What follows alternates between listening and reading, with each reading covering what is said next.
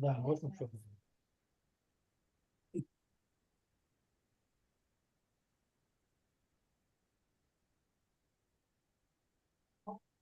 Да, можно что-то.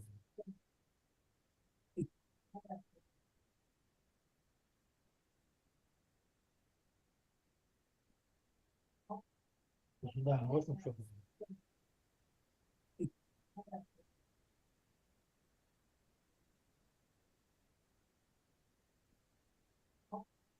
Да, можно что-то.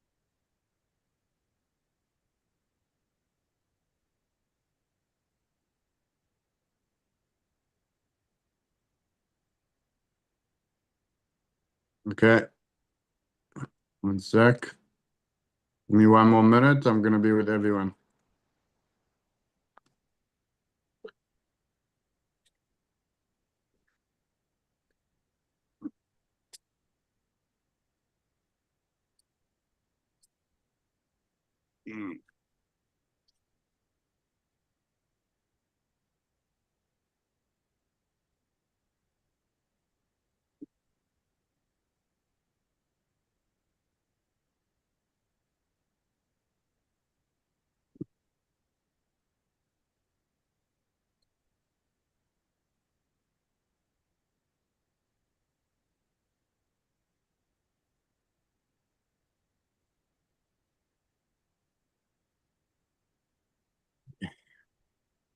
All right, let's get started. Okay, so tonight's class is something that's gotten a lot of attention recently. And it's not something new, but it's something that got a lot of attention recently. And in a way, that's a very good thing. And that is, can you hear me? I can see, but you're frozen. Yeah. Yeah. I'm frozen still? Yeah, you're not moving. Your voice is coming, but there's I no. don't see you at all. It's the blank for me. There you go. Now you're moving. I see you. Now you see me? Yes. Okay, do you see the slides? Yes. Okay, you still see me now? Yes. Okay, good. All right, so it's gotten a lot of attention, which is in a way a good thing because we are still in the middle of a very big threat to the land of Israel. And as you'll see very shortly, that this was the what preceded or the pretense of what the Rebbe's campaign of Tefillin came about. So tonight we're gonna study in the context the history of this Tefillin campaign that the Rebbe came out with right before the 6 Day War, and uncover the benefits of this mitzvah and why today it's even more critical that we continue to encourage as many as we can and follow the Rebbe's lead to put on tefillin with whoever and we can for every single Jew over bar mitzvah. Okay? Why tonight specifically are we doing this? Because in this week's portion, in this Torah portion, we have the famous Jewish prayer that we say 3 times a day, and that is the Shema. In the Shema is where it's written, as we'll see source number 1, Shema Yisrael, Hashem Elokeinu, Hashem Echad. You should love your God with all your heart and with all your might. And these words which I command you today, you should teach them, and you'll speak to them when you lie down. And this is the important phrase: you shall bind them as a sign upon your hand, and they shall be for ornaments between your eyes. That is where it's written, Ukshatam la'ot al yodecha, v'hayu l'totafot bein einecha. That is where it's written, where we put on tefillin. Okay, so a little bit of a short history of the events leading up to the 6 Day War. I wasn't even a thought yet, but I'm sure those that were around will remember the incredible tension that was leading up to the Six-Day War. Months leading up in May 1967, between Israel and its neighbors in the north and the south, Egypt and Syria, was more and more tension was escalating. The Israeli villages in the north were repeatedly shelled by the Syrians. Terrorists were sporadically infiltrating Israel from the Jordan on the east. An Egyptian president at the time, Abdel Nasser, rallied the Arab world with promises, and he promised that he's going to wipe Israel off the map. On May 16, over 100,000 Egyptian troops began streaming along the Sinai Peninsula. On May 19th, the Egyptians demanded immediate removal of UN troops who were stationed between Egypt and Israeli forces in the Sinai. And to the astonishment of the Israelis, the UN secretary at the time, General Thant, complied with the order. Which is so ironic today. The UN gets involved in every little thing when Israel attacks, but then the UN was nowhere to be found. They ran. On May 22nd, the Egyptians closed the Straits of Tiran to Israeli naval ships, which is an act of war, with Jordan and Syria joining the Arab military coalition headed by the Egypt's Nasser and the Iraqi military units posed to cross through Jordan and join the fight. And so you had four Arab countries backed by many allies, the Russians, etc., were all vowing that this tiny Jewish state, which was then only less than 20 years old, right? They all declared they're going to drive the surviving Jews into the sea. Okay. My father tells that he remembers the chief rabbi of Israel at the time was saying that we do not have enough burial plots. They were expecting the casualties they were going to expect from the war. Those weeks up until the war were known as the waiting periods, a waiting period. And there was so much anxiety amongst Jews across the world. This was only 25 years after the Holocaust. And the very survival of Israel was in doubt. On Lag BaOmer, May 28th, the Prime Minister of Israel at the time, Levi Eshkol, addressed the nation in a much anticipated radio broadcast, and the entire country, listening with every word, said that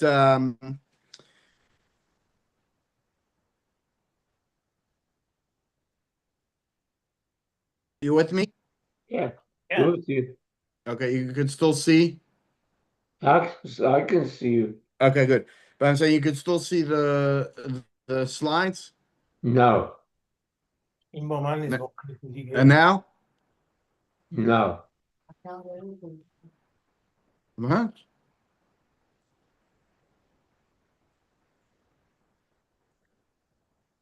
Okay, any case, we'll get back to it. So the entire country was listening, and there was complete fear. And he stumbled his words throughout his remark, and he seemed unfocused, and he seemed fearful. And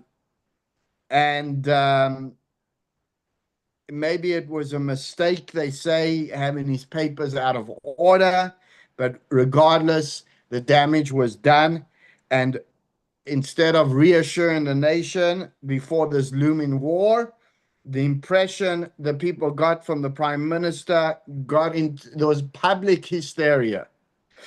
And on that day, that very day that the prime minister did his broadcast, the Rebbe in New York, in front of 10,000 people, on Lag BaOmer, which was the yahrzeit of the Rabbi Shimon Bar Yochai, addressed the events that were going on in Israel, in the Holy Land, and he promised. I don't know any leader, current leader, that could make such a promise at such a time. He promised that the children of Israel and the land of Israel that were facing were facing danger, they will have a great victory. The Rebbe made that promise. Foreigners in Israel asked the Rebbe at the time, should they leave? People were coming to the Rebbe, their kids were in schools in Israel. They were saying, should we take our kids out? People were coming and asking the Rebbe, should we travel to Israel? And the Rebbe's words to all of them were, stay in the Holy Land. He made public announcements and private announcements. And as we'll see very soon, he said, Israel, Hashem, watch never leaves. Hashem is watching over his land. There's no reason to leave. Okay? So this is part of the address that the Rebbe said. By the way, I want to show, if you guys could stay after, if you like, a short video, a 10-minute video about the whole campaign and putting it all in perspective. But I'll show it after the class. So now can you see the screen? Yeah. No, Okay. I can see you, but no, nothing in print. Hold on.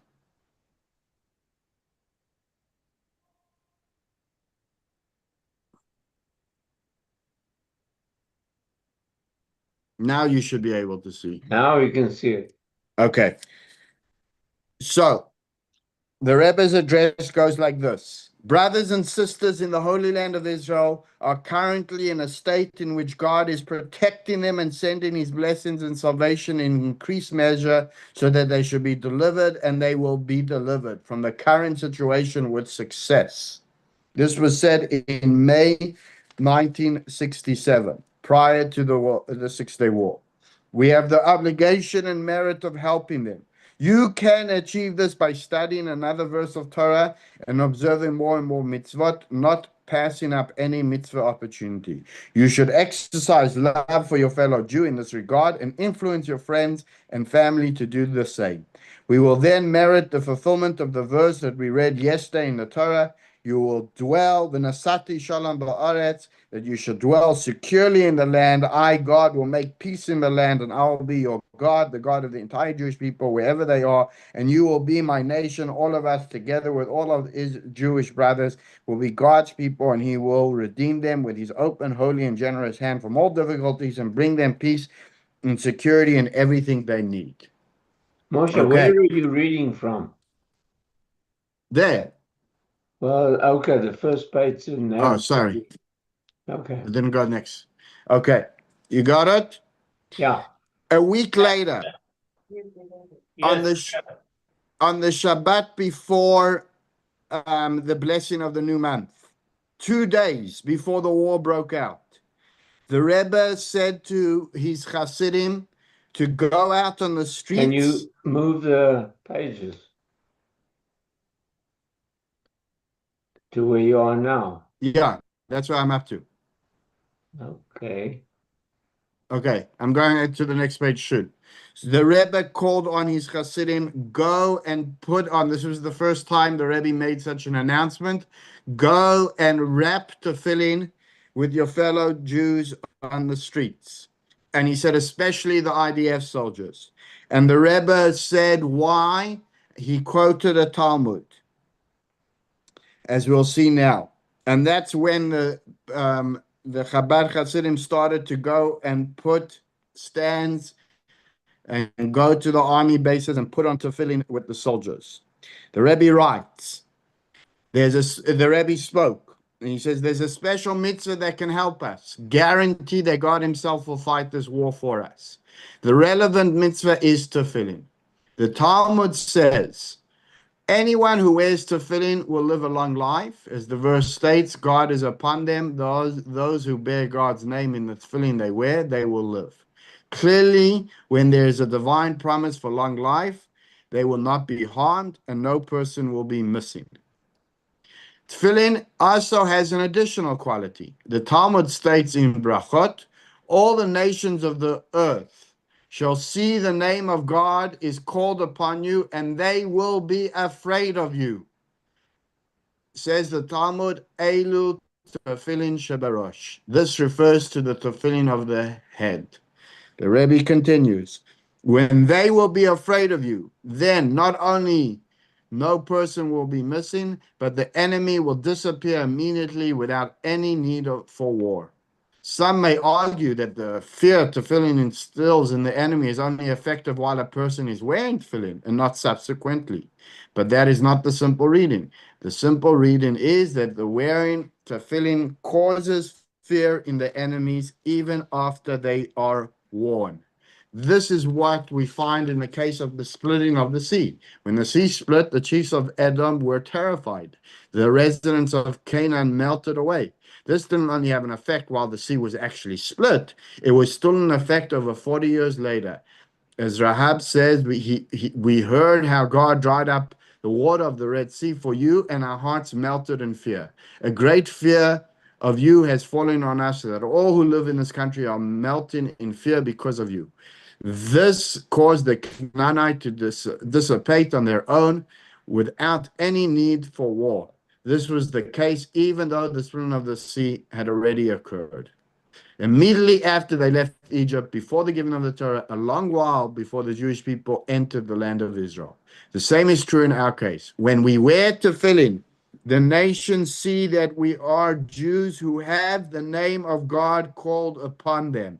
And this will cause them to fear us so greatly that they will dissipate without any need to fight them. As the verse says, I will grant peace in the land, and the sword will not pass through your land. That was the Rebbe's reason, and it seems like he was trying to preempt, before the war started, something spiritual in this world to manifest that will secure the Jewish people. And that was the campaign to go and put on as many Jews tefillin. As the Rebbe says, when the nations of the world will see God's name on their heads, which is the tefillin, they will fear us. That is the exact quotes of the Rebbe. Now, let me share with you a story that I just heard, and it's quite incredible. At the time, the ambassador, the Israeli ambassador to the UN, was a gentleman called Arthur Goldberg. Mm-hmm. And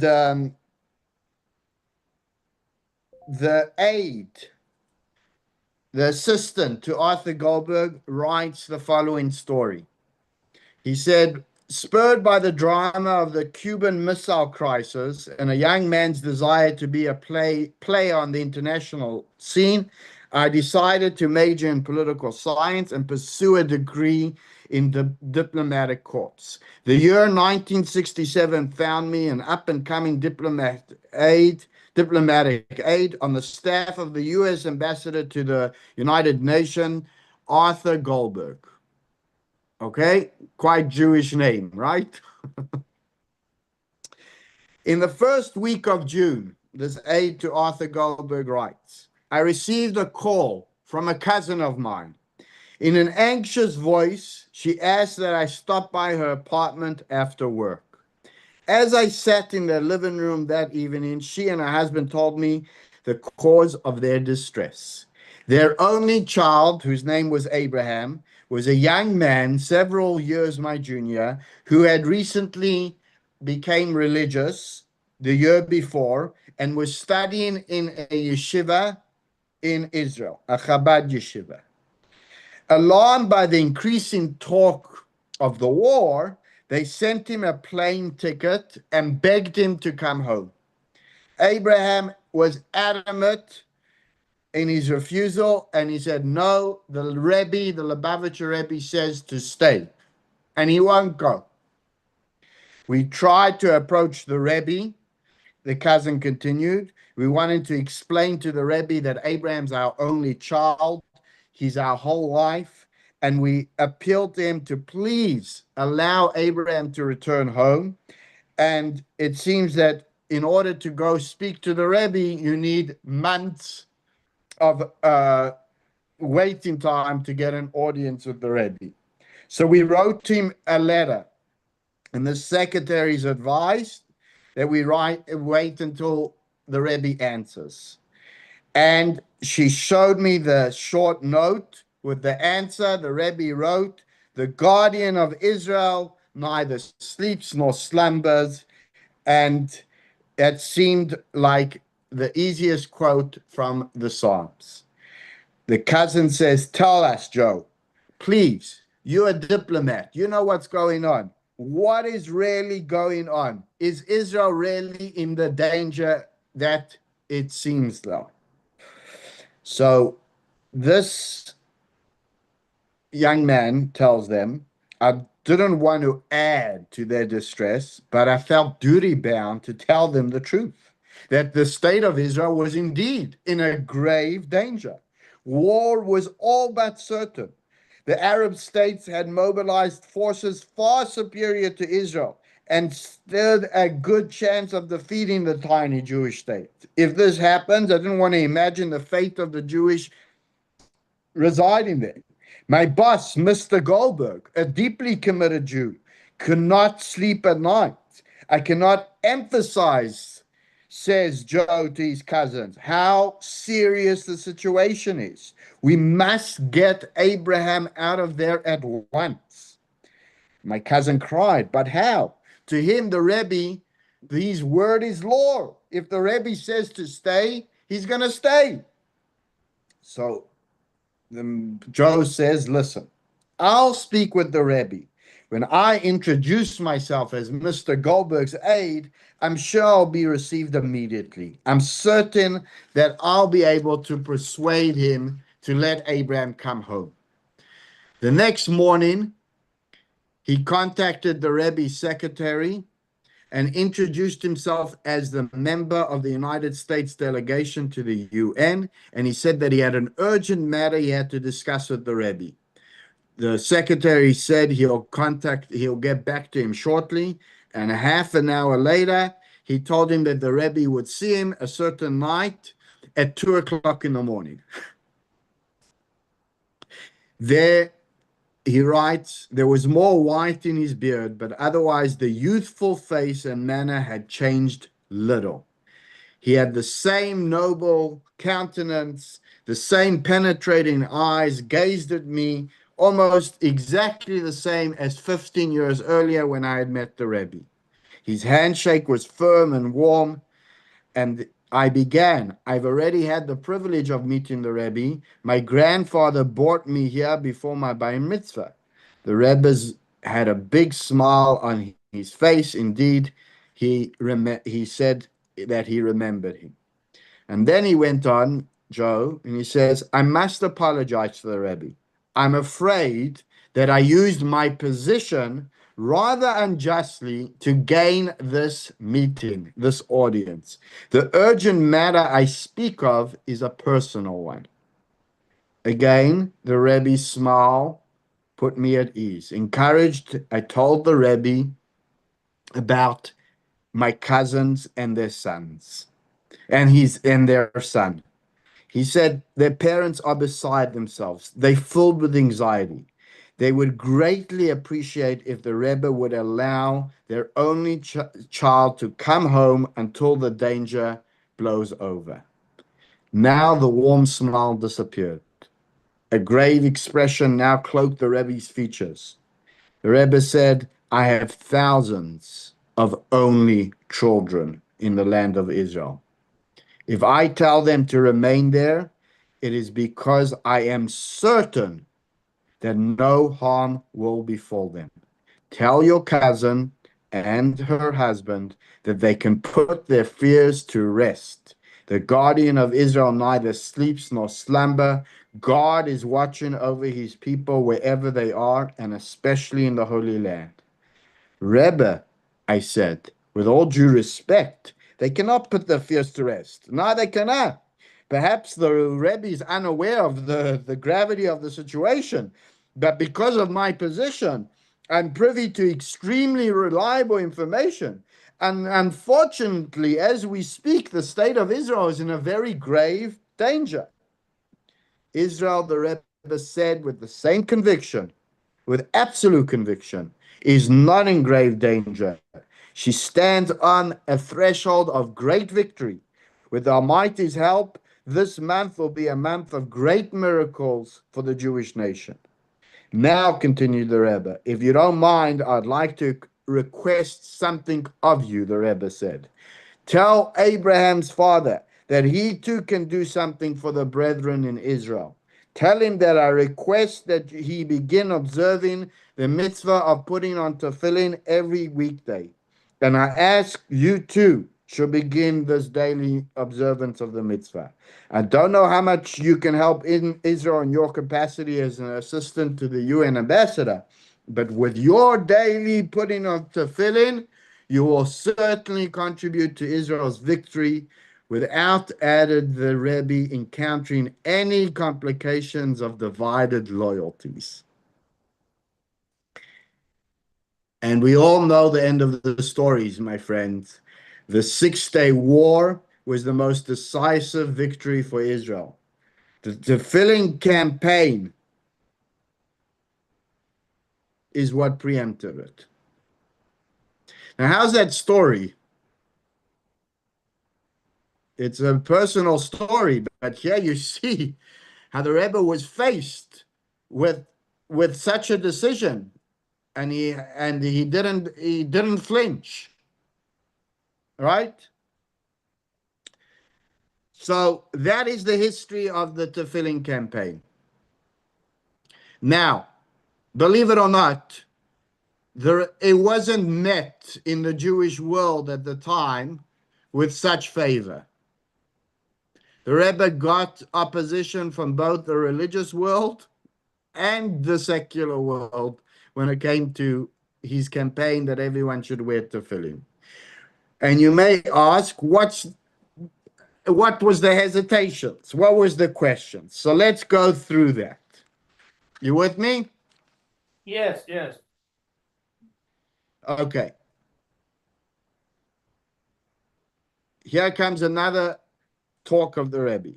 I'd like to explain a particular matter that is especially relevant to the current situation in the Holy Land. I mentioned at a recent gathering that every person can provide assistance through spiritual means, although physically speaking, we are in a different location. From the spiritual perspective, geography doesn't divide us. On this note, there's a Hasidic interpretation of the teachings. All Jews are responsible for each other. You ever heard that? Arevim zeh b'zeh. The Hebrew word used for responsible is arevim, etymologically related to the word for imeshed, ma'aravim. We are mixed. All Jews are enmeshed to the extent that we are all like one body. What? Yes, what happened? Therefore, an increase in one part of the body affects the entire body. There are some mitzvot that have special qualities and provide assistance in specific areas. For some mitzvot, we don't know the associated reward, but there are those for which we know their reward and special qualities. Regarding the current situation, there's a special mitzvah that helps everyone associated with it to live to a full and proper life without any need for battle. And if they do need to go to battle, their enemies will tremble in fear of them, and the war will be brief. Which is this? This is the mitzvah of tefillin. The Talmud teaches us, the verse states, all the nations of the earth shall see that the name of God is called upon you, and they will be afraid of you. This refers to the tefillin of the head. The Talmud states in Menachot, anyone who wears tefillin will live a long life. As the verse states, God is upon them. Those who bear God's name in the tefillin they wear, they will live. Since the mitzvah of tefillin has these special qualities, it was suggested in light of the current situation that all Jewish soldiers have their tefillin checked and be particular to wear them. We will then merit the fulfillment of the promises of anyone who wears tefillin will live a long life, and all the nations of the earth will see, and they will be afraid of you. Moreover, this will obviate the need for the war to begin with. So you might ask, the question can be asked, mitzvahs are supposed to be observed because God commanded them, not for any ulterior motives, not for any other reason. As it says in the blessing, God has, why do we do it? We say, Baruch atah Hashem Elokeinu melech haolam. We say, Asher kiddushanu b'mitzvotav v'tzivanu, because God commanded us. If so, how can we advocate publicly that why should people put on tefillin for the reward, for the sake of a long laugh and giving and casting fear on the enemies? So the Rebbe answers, the truth is that it isn't even a question. The sages teach us we should always engage in Torah and mitzvahs, even if we are not doing it for its purpose, for its own sake. The result of doing the mitzvah, not for their own sake, will come him, it says, if you do it, he'll come to do it for the own sake, for the right purpose. It cannot be argued that this teaching is referring not only to a deficient person who has no choice but to observe mitzvahs, not for their own sake. Maimonides states in his commentary in the Mishnah, as a matter of law and the laws of repentance, that this is part of the process of divine service for everyone. He explains that we are incapable of starting at the point of observing mitzvahs for their own sake, as this was a very demanding form of service. We need to start with not for their own sake. Maimonides gives a parable for this from the way we convince a child to study Torah. Maimonides, what's his parable, is that a young child was brought to a teacher to study Torah. Owing to his young age and developing brain, he doesn't understand the value of all this goodness. The Torah is compelled to encourage him, the teacher is compelled to encourage him to learn by rewarding him. So what do? Reward him with candies, with dates, with nuts, make prizes, etc. When he grows older and he grows smarter, the rewards he used to cherish will be worthless, and the teacher will have to promise him nice shoes or clothing. When his intellect is even more developed, the teacher will promise him a coin or two or a reward for doing his studies. And when he grows even older, the teacher will tell him to study so he can be a rabbi, a scholar, or judge, and be held in high esteem. Abraham was cherished because he served God with love, and he would strive to be that way. Because our sages knew that this is difficult, we're not all like Abraham, and that not everyone will realize the truth the way Abraham did. They allowed us to do the mitzvot with the expectation of a reward. So the Rebbe continues, from Maimonides, it's clear that doing a mitzvah not for their own sake is a standard part of the process for divine service for everyone. Even when a person is not doing a mitzvah for their own sake, the divine service is still 100% satisfactory. In addition, when we help someone put on tefillin, we tell him to say a blessing. And in the blessing, it says, God has sanctified us with this commandment, Asher kiddushanu b'mitzvotav, and commanded us. The person putting on the tefillin is therefore saying clearly that he's doing so because Hashem told us for its own sake. So even if the person's also thinking of who knows what, maybe he'll get a long life, this will put fear in the enemies, or even anything else, and it's not for our own sake, it is really for its own sake. And the Rebbe continues, we can learn from here that the same hold truths regarding tefillin. It's acceptable for a person to put on tefillin for the sake of protection, especially considering that he's saying beforehand, God sanctioned us with the commandment and commanded us. This makes it a dual intention act, and a person who does this is termed completely righteous. You got me? Yes, yes. Okay. Any questions so far? No, I know too much. No. Who else is still with us? Everybody. Okay, good. Any questions? No. Okay. The next section, and this was another opposition the Rebbe had to face, is people question why the tefillin. There's another 613 mitzvot. Why not tzitzit, which is a Torah obligation, and it's something that you can wear under your shirt? And in fact, now in October 7th, after that, there was like a campaign to put tzitzit on the soldiers. So the Rebbe in 1967 addressed this. Why specifically the Rebbe said tefillin? And the Rebbe says, this is the place to explain the emphasis on the mitzvah of tefillin specifically, and not wearing a talit which envelops the head and body and has the tzitzit string attached. The purpose of tzitzit, and it says this in the Shema, is that you'll see them and be reminded of all the mitzvot. Now, is equal in importance to all other mitzvot. Rashi explains that why does tzitzit remind us of all the 613 mitzvot? Because the word tzitzit, the Hebrew corresponding into numbers, the Hebrew word tzitzit is 600, the gematria, and together with the 8 strings and 5 knots on each corner of the tzitzit, that equals 613, the total number of mitzvot. So it says, when you see the tzitzit, you're reminded of the mitzvot. Yet despite the great importance of tzitzit, the emphasis has been placed specifically on tefillin.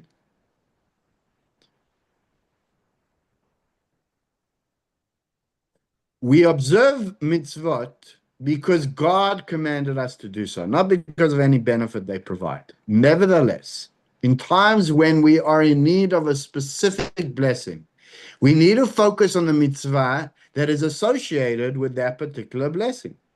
Even though our primary motivation is the fact that it's a mitzvah, it's a divine command. Based on this, we can understand the Talmud statement.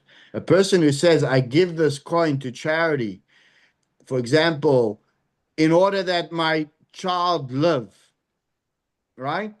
He gives charity and he says those words, is considered fully righteous, the Talmud says. Even though maybe you could say he's doing it for selfish reason. One can ask, why does the Talmud use specifically the example of charity and not say, for example, tefillin? And the answer is that when a person is in need of a specific blessing, that my child may live, they need to observe the mitzvah that has the exact property. The mitzvah of tefillin is indeed great, but it's specifically associated with that blessing. Charity is associated with the blessing of life, because when one gives money to a poor person, they are reviving the soul of the poor person. This mitzvah thus therefore generates the divine reward of life, measure for measure. Okay? As it's known, charity brings life and pushes away, God forbid, death.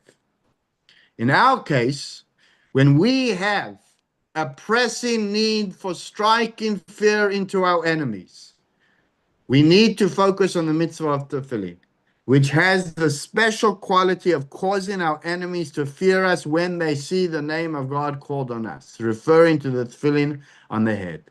The tefillin on the head need to be preceded by the tefillin on the arm. As the sages expounded on the verse, they should be ornaments between your eyes. Explain that for the entire time the tefillin on the head, the person needs to be wearing 2 tefillin, the arm and the head.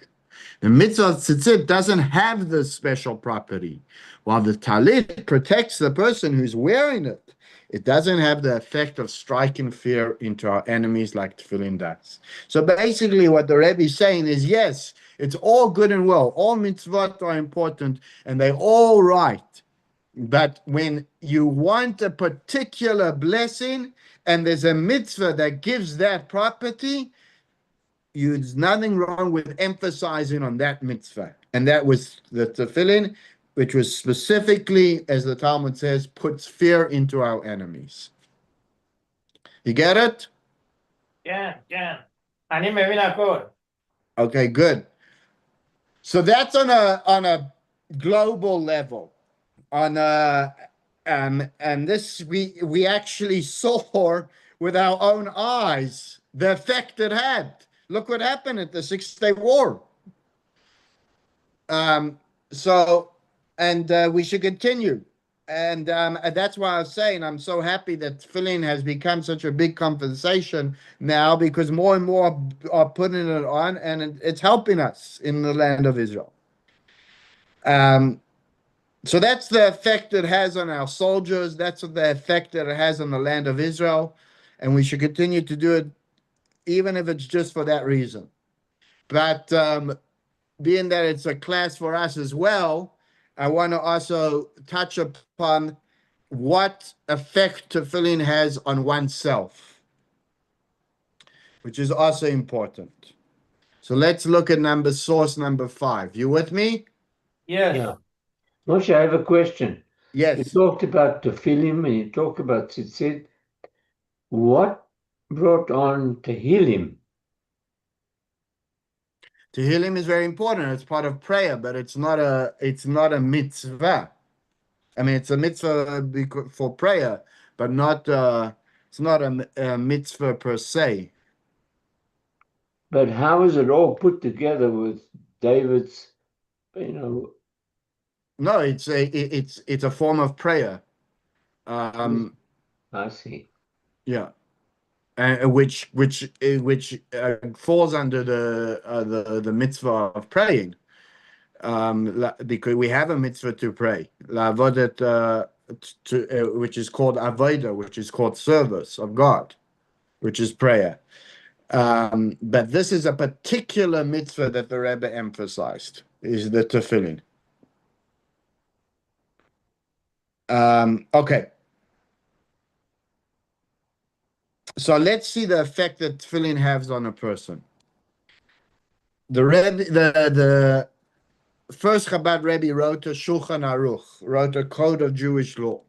And he writes there, when putting on tefillin, one should keep in mind that the Holy One, blessed be, commanded us to write these 4 passages, which speak of the unity of God and exodus from Egypt, and to place them on the arm opposite the heart and on the head over the brain.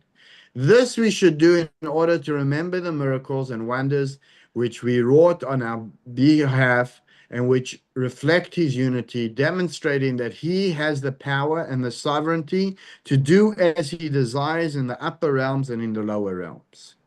One should therefore subjugate his soul, which abides in his brain, to the Holy One, blessed be he, and his desire and thought of his head to his service.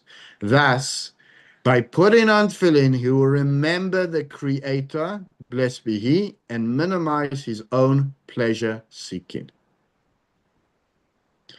So those are the words of the Shulchan Aruch. What does that mean? Says the Rebbe. Tefillin are supposed to harness our hearts and minds to God. You know, where do we put the tefillin? The arm tefillin we put corresponding opposite to our heart. Our head tefillin we put on top of our head, which is our mind. Says the Rebbe, the tefillin harness our hearts and our minds to God. Look at this. The straps of the tefillin symbolize what happens with the straps. You put them around your neck like this and they go down, right? Is the flow from the brain in the head to the rest of the body. This flow descends below the navel, reflecting in the law that the straps need to hang past the navel. The straps on the head should actually go just past the navel, the stomach, reflecting in the law that the straps need to be hanging past the navel, in order to negate the pagan opinion that every person is a split between upper half and a lower half. What does that mean? There was a certain sorcerer, and we will see it in the Talmud, that said to Amamar, the upper half of the body is from God, and the lower half is from Hurman, which means a demon. So Amima responded, if so, why does the demon allow God to pass water through his territory? A person drinks with his upper body, his mouth, and the water exits the lower body. Basically, what's going on here is that a pagan sorcerer came to a Talmudic sage, Amaima, and he said that man, this is an age-old argument, that man is like two different powers. He's a split personality. That God creates his upper body, but the lower body is demons. That's why people act like. So he said, if you're trying to say that they're not meant to mix the bodies, so then why does God allow water to pass through his body and come down his lower body? Obviously, we all one body, one part. So what's going on in this Talmud? So the Rebbe says, the sorcerer argued that every person has a split personality. He said that you have an upper part, that we engage in spiritual matters like Torah study, prayer, mitzvah, observance, and you go to shul, you put on a yarmulke, and you're above. But we also have a lower part. And when we engage in our material needs, like eating and drinking and working and sleeping, etc., etc., we all like behemoths, like animals. We belong together. We just no different to any other animal, right? We just like a spiritual monkey, basically. So says the Rebbe, this is the role of the straps of the head tefillin. They run from the head, which the highest point of the human, down past the navel. In other words, what are you doing with tefillin? You say, no, I'm going to bring godliness into my daily material life. You enveloping godliness down into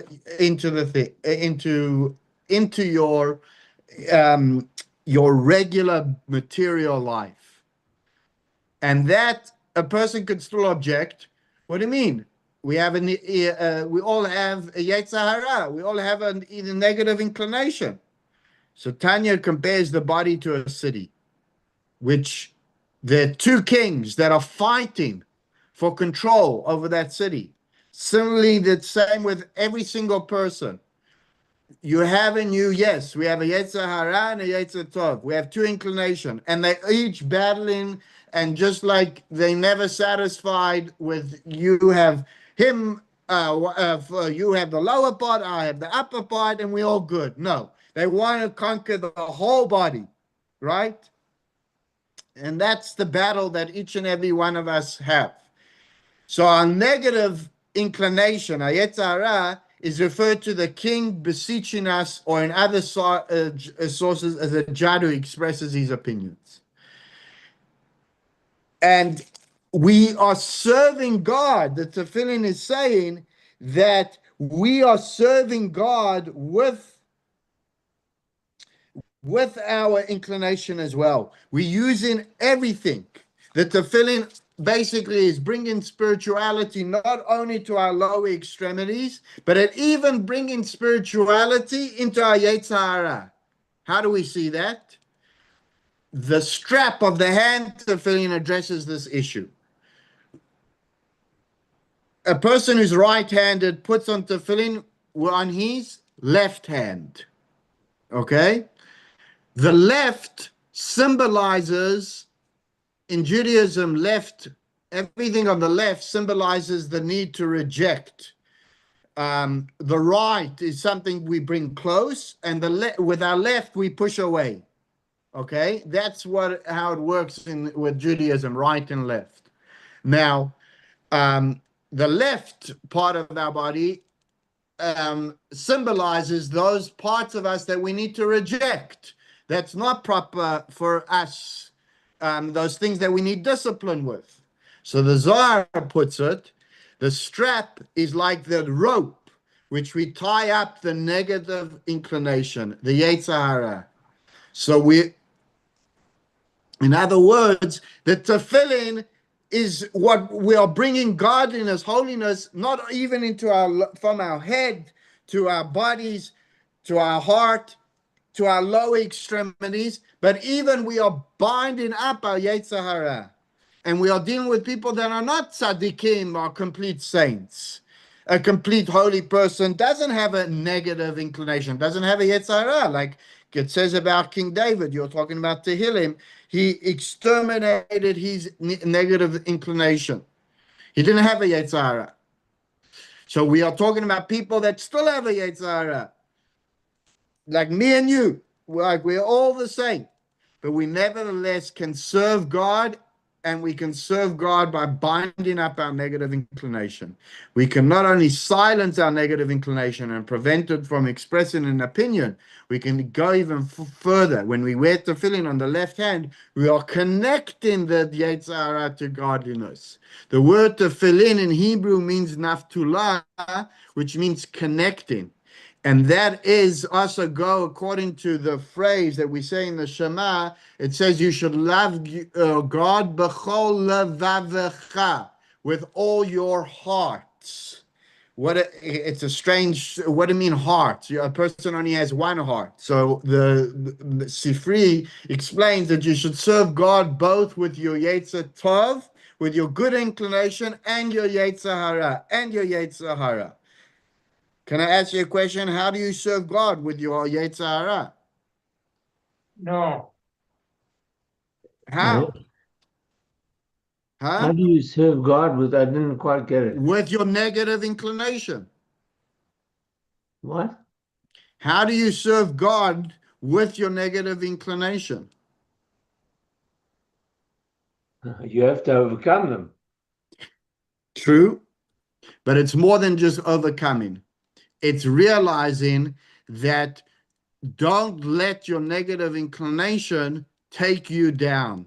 You be in control of your negative inclination. So therefore, if you make mistakes, if you do averot or etc., don't get shame and guilt and that, because then it's the evil inclination is becoming a master over you. Right? Mm-hmm. So when we serve God, is that we can serve God even with our negative inclination. That even our negative inclination we can serve God with as well. And that's what the tefillin is doing. It's imbuing every single part of our lives, and our bodies, and even our undesirable parts of our bodies and our undesirable parts of ourselves. It's imbuing it with godliness. I think there's one important thing too, that putting on tefillin, when you put them on for the 45 minutes or whatever it takes you, it's you and God. Correct.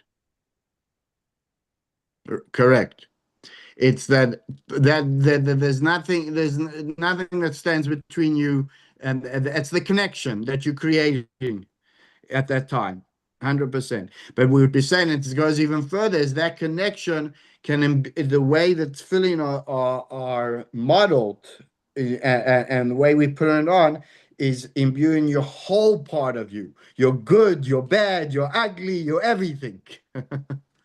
Right? It's All of your it is opportunity to right. be with God and Right. It's all concentrate. connecting it to God. All of it.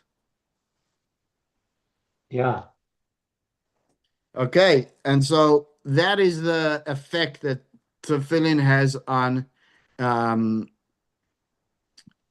on us as personally. So I just want to, before we go to the video, conclude that I encourage everyone not only to spend, if you spend a few minutes in the morning, as Charles can attest to it, he's been doing it since his bar mitzvah, right? There was a guy in our shul that, thank Only God, 74 years. right? That thank God he lived to over 100. And we asked him we always used to ask him what's his secret for longevity, for living such a long life. And he would say that he puts on tefillin every day. So number one, I encourage everyone that they should do that, put on tefillin. And I encourage, like we see now, Israel can use, the Jewish people can use, especially the threats that we are going on now. And sometimes it seems like we're all alone with that. The Israel can definitely use our spiritual protection. We may not be able to pick up a Israeli soldier uniform and go and fight, but we can definitely help with fighting spiritually, and that is by getting as many people as we can to put on tefillin as well. Okay, so now I want to share with you the video. Moshe, I'm going to say goodbye. Okay. Shavua Tov. I'll see you next week. Yes. Okay. Okay, you guys still with me? Daniel, Miriam? yeah. Ben? Yes. Okay.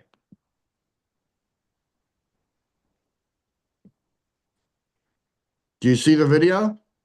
No. I see the video, but I don't see what kind of video you want to show me. Do you see it now? No.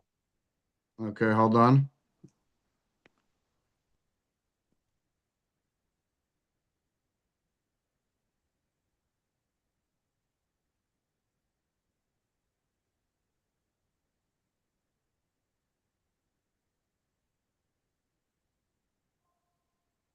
Can. Now you see it? Can. I see it. Okay.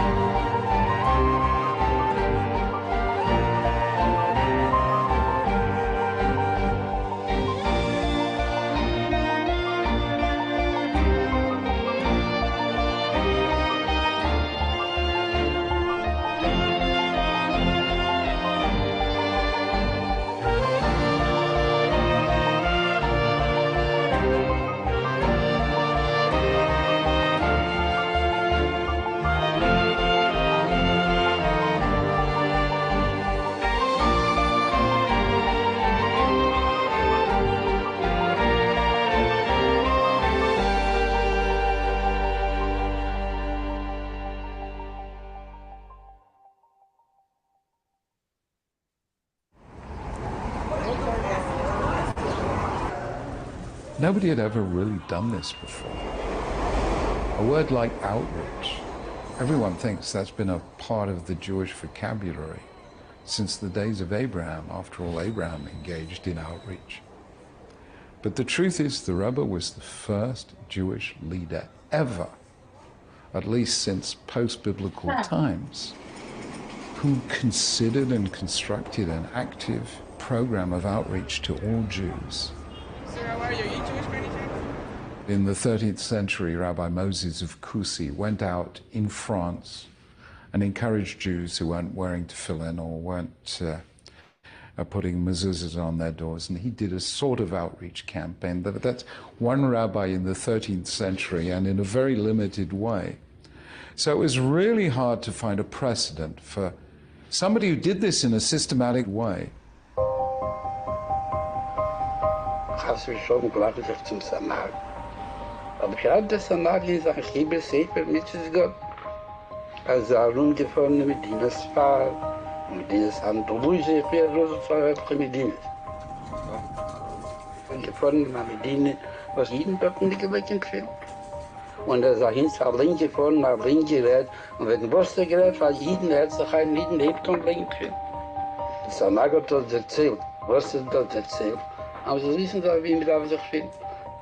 Es kommt im Detail nach doch nicht, was wirklich schon nur so, also das Länge im Film. Und man sagt, in Russia, als Karkartel im Mann nicht viel, eben liegt 91 Mal Film.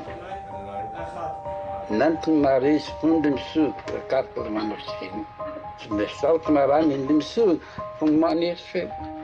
Wie dann noch in dem Missverständnis gewesen ist.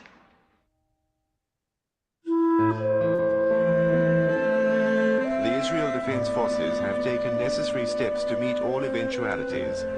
These steps include a limited...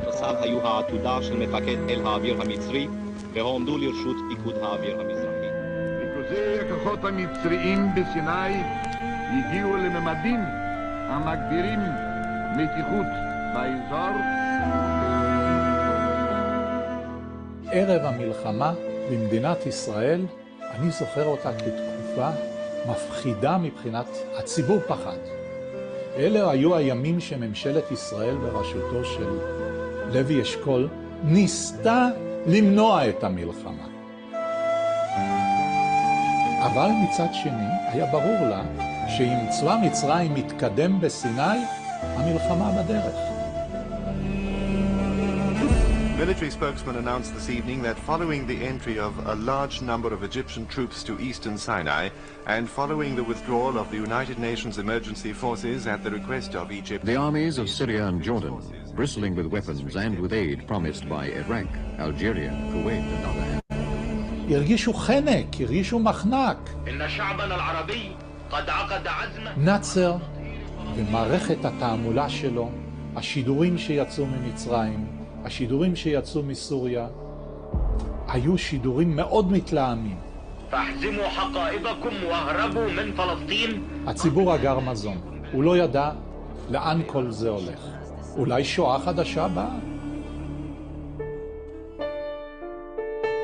אז ל"ג בעומר, ארצות הברית, היה מצעד גדול מול 770, והרבי יצא לדבר מול הצועדים.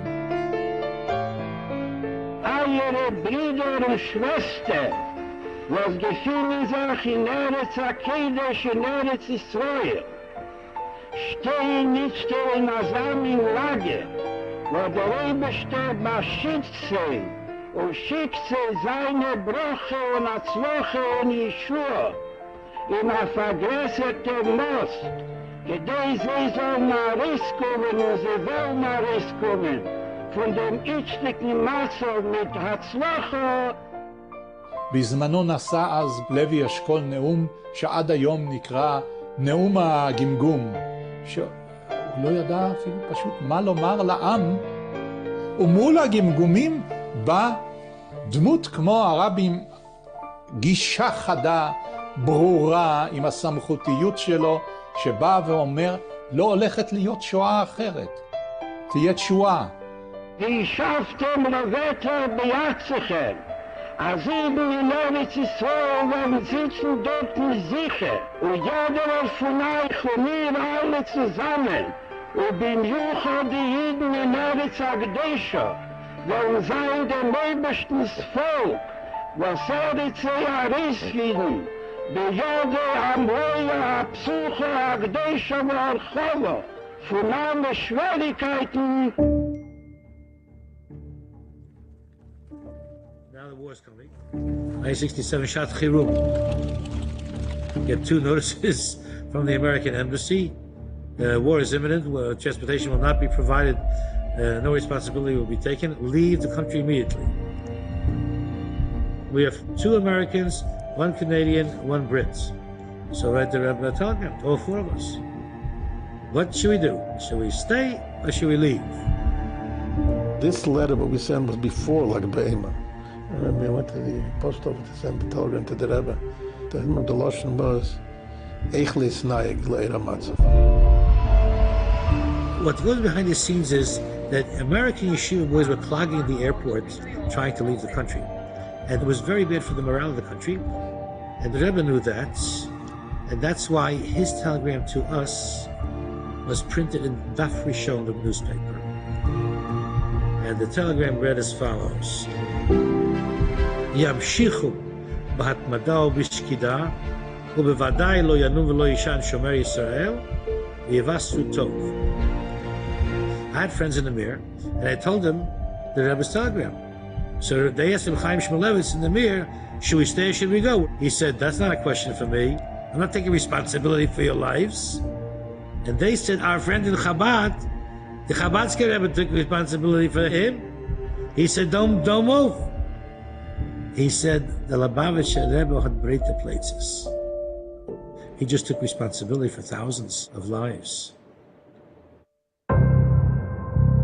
The yeshiva was about 200 feet from the border. You across the street, there was the barbed wire in Jordan. So the government asked if we can help for the war effort. They asked if we should go and help to make trenches next to the border. A lot of trucks came with sand. They dumped it on the corners of the streets. So everybody can go and fill up the sacks with sand, put it on the windows. So when the bombs fall, the shrapnel shouldn't break the glass and go into the houses. After the yeshiva, there was one more building. It was Masarad HaChinuch, a very big, strong building over there. And they shared a backyard with the yeshiva. And in that backyard, the soldiers set up mortars to shoot across the border. So they were there a few days before the war started. They were setting up the things with the bombs and everything to get ready. So they gave all of us rifles and submachine guns, and everybody got an Uzi. They taught us how to take it apart and put it together.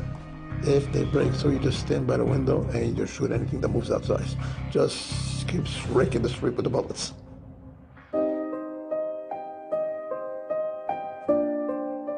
I recall the Shabbos before the war erupted, Parshat Bamidbar. The Rebbe spoke by the Farbrengen that the commandment of Tefillin brings about God's blessing to protect the Jewish people from dangers around them and to bring long life to the Jewish people. Therefore, the Rebbe asked in these tense days, everyone should try to put on Tefillin with as many Jewish people as possible. Our sages tell us on the passage of the Torah that says that all the nations of the world will see that the name of God is called upon you and they will fear you. And our sages ask, where do we see that the name of God is called upon you? And the answer, this is the Tefillin Shebrosh. אז הרבי דיבר שכשיוצאים למלחמה, אז שם רוצה שהאויב מסבט לגמרי, וגם כי יש את העניין שלו נפקד ממנו איש. אחד הדברים המסוגלים מאוד לדבר הזה, אז יש את העניין של תפילין. אז הרב ביקש שיניחו עם חיילים תפילין, שזה יהיה ההגנה על חייהם, ההגנה על שמירה.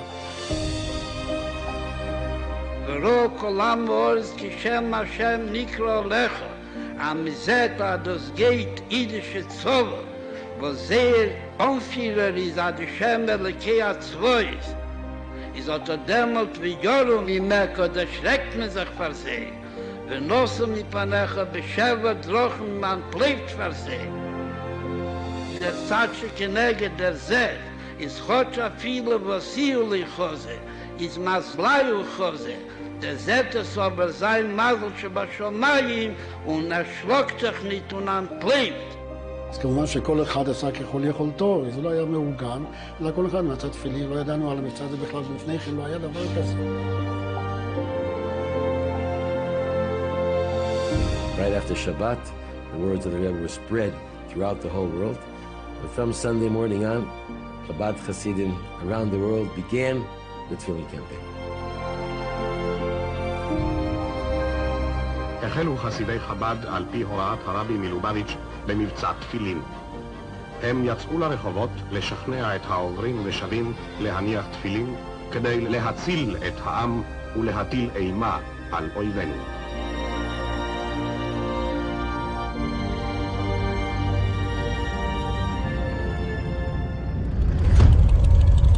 מבצע מוקד החל באותו בוקר שהיה ברור סופית שהולכת להיות מלחמה.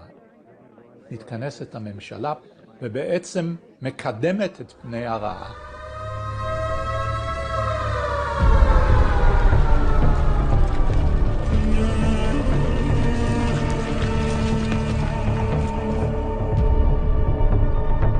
יוצאים המטוסים למתקפה של מבצע מוקד, פוגעים ב-430 מטוסים מצריים בסיני ובתוככי מצרים, בירדן, בסוריה. אחרי המתקפה הזאת שנמשכה שעה ו-35 דקות, חילות האוויר של הערבים לא קיימים כמעט ברעמה. הירדנים מפגיזים את ירושלים. On Monday morning, when the Jordanians started bombing, the soldiers that were in the chutzner, so their commander or their head, whatever, was a guy named Yossi, was a locksmith from Tel Aviv. Told him about the Rebbe, went on film. Okay, so his mask was put on film. So I remember he was saying Krishma or Shmeinas, whatever he was davening. All the bombs started flying. Yeah, I didn't budge. He's wearing tefillin in the middle of davening. Let the bombs fly, he's davening. כבר במהלך המערכה ראינו את מבצעי ההנחת התפילין. ברקה וולף אמר לי, נוסעים לסיני, אתה בא? אני נסעתי כי רציתי עוד אולי כתבה מפה, כתבה משם. נסענו לכל מיני מקומות. טנדר מרופט, שאני לא יודע מאיפה נלקח, כן אישורים, לא אישורים. נסענו. פתאום רואים חייל עומד מחכה לטרמפ. הנחת בוקר תפילין? לא. הניחו לו תפילין. תמשיך בהצלחה בדרך.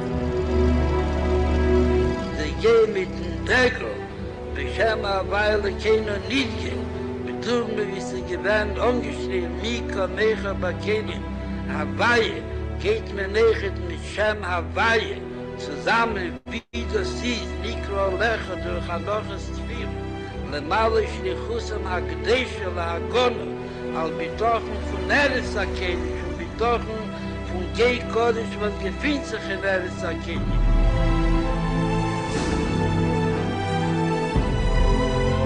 Israel, roughly the size of New Jersey, was surrounded by an Arab world 50 times its size. But in 6 days, the war was over.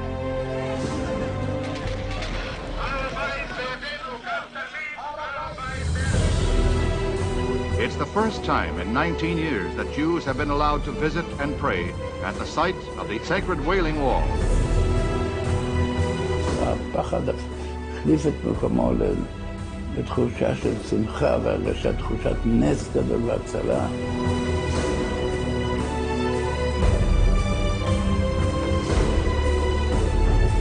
המונים באו לכותל, אלפי אנשים. אז פנה אלינו רב שטרוי לייבוב, שהוא היה מנהל של ציר אגודות חב"ד, והרב דרש לנצל את האפשרות הזאת להניח משהו יותר אנשים תפילין. הרב לייבוב קיבל מברק מהרב, ועכשיו צריך עוד להגביר את מבצע תפילין. הרב הוסיף עכשיו, כיוון ששוחרר הכותל המערבי, צריך להקים שם דוכן, והנחת תפילין לאלה שלא יניחו תפילין במשך היום, ובאותו דוכן יניחו איתם תפילין. עשו איזה ארגנו איזה שולחנון, דוכן קטן ועלית והתחילו להניח תפילין.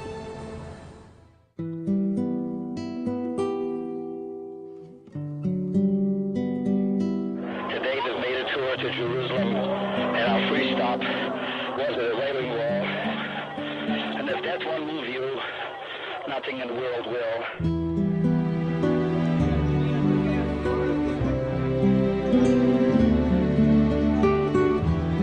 Schaß mit tut a linie schulteil und mit Zwiseo, darf wir wissen sein, dass nebige Sache.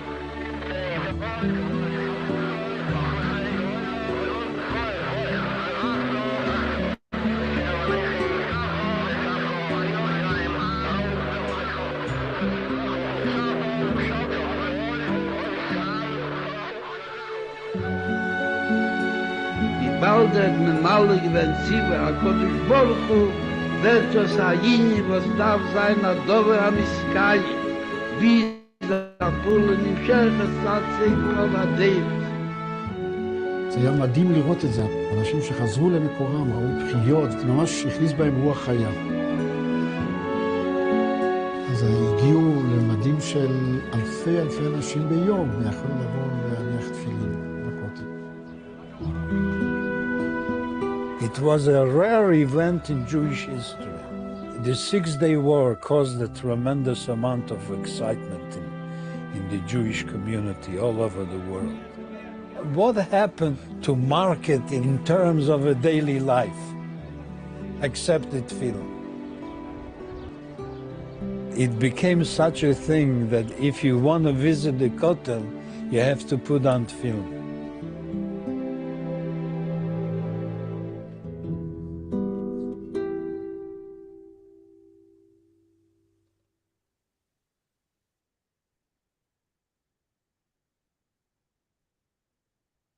orders include a limited... נוסף היו העתודה של מפקד חיל האוויר המצרי, והועמדו לרשות פיקוד האוויר המזרחי.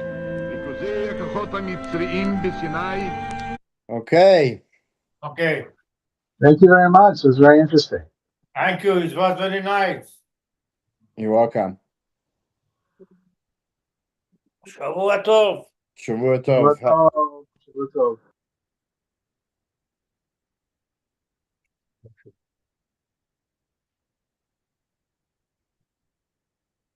But,